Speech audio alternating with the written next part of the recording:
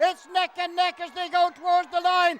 Liberty Council's got to win it by half a length. Grand Nationals have the habit of providing fairy tale results, and last year's Irish Grand National was a classic example when small County Westmeath trainer Dot Love won the race with her mare Liberty Council. It was the biggest highlight ever, and totally I couldn't believe it. I was in shock and in delight at the same time, and I don't think we'll ever forget it, and it most likely will never happen again, because she was just a wonderful mare and Ben Dalton was wonderful.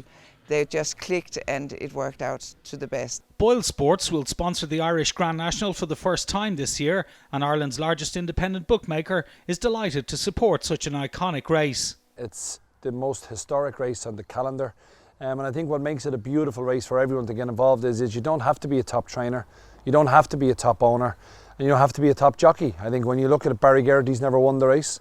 Willie Mullins, amazingly, has never trained Irish Grand National winner. We're here now in Dottie Love's yard, who of course had that tremendous story 12 months ago. But for us, for a company, we're privileged and honoured to be sponsoring such an iconic race on the Irish calendar.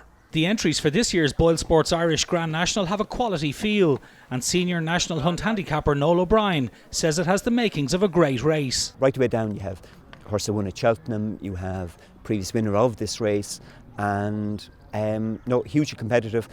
Looking at 135 at the moment is the bottom to get into it, and no, delighted. It looks competitive at this stage. Fairyhouse General Manager Peter Roe says the two-day Easter Festival offers something for everyone. Well, this year is with the 2 days, the Powers Gold Cup, the Grade 1 on the Sunday, which is one of the leading novice races, and is a race that's developed over time.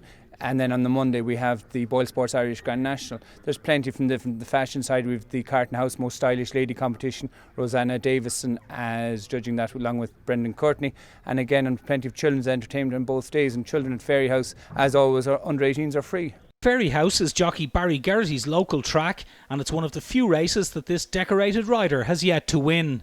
I grew up very close to Fairyhouse, and I've been going to Fairyhouse to the Eastern meeting since I was knee high, and a race I always wanted to win. There's been some great fairy stories in the race down through the last few years. There has, definitely, with Dot Love won it last year, Thomas Gibney the year before, I think 33s and 50s won.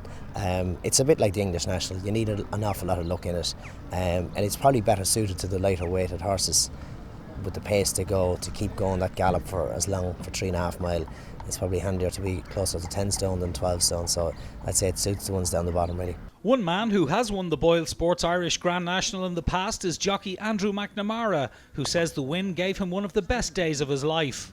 Yeah, that was a great day with Lucy Cracker a couple of years ago, and my agent Gary Cribben did me up a montage of it, which I have in the hallway, so I pass that nearly every day, remind me of it. Yeah, well, there's been some plenty quality winners, and even recently enough, the likes of Papillon and those going on to win the English National. But the last couple of years has thrown up a couple of surprises, and I was glad it did. Some great horses like Arkle and Desert Orchid have won the Boylesports Irish Grand National in the past, and on Easter Monday we'll find out who joins the race's illustrious roll of honour. After them is Romanescu.